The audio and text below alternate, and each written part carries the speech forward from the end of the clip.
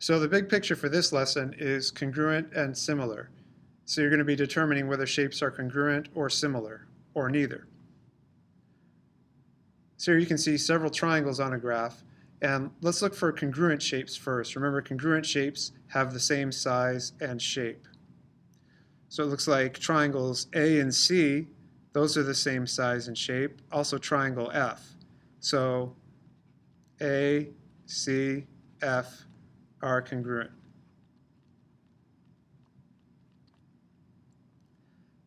And let's look for any others. It looks like D, E, and G, those are all the same size and shape also. So D, E, G, those are all congruent.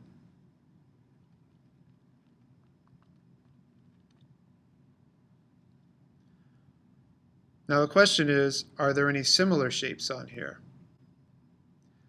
Now similar shapes, they're the same shape but different sizes. So let's see. Now triangles A, C, and F, the side ratios are all 1 to 2, short side to long side. And I'm not talking about the hypotenuse, I'm just talking about the short and the long side, not the diagonal. And D and E and G, those are all 2 to 2. And triangle B, the only one that is left, is 2 to 3. So none of these ratios are the same, and so there aren't any similar shapes on here, only congruent. So the next question is, how do you get from triangle A to triangle C? In other words, what are the transformations that would put triangle A on top of triangle C?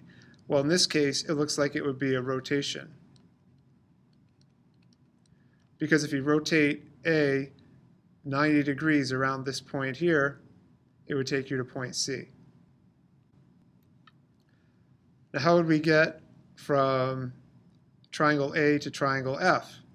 Well, that would be a rotation of 180 degrees and also a translation, so rotation and translation. You rotate it 180 degrees and then translate down and to the right a little bit. How about from D to E? That looks like a simple reflection over the y-axis. So from D to E, that would be a reflection. And from D to G, that's simply a translation because you're going down and to the right.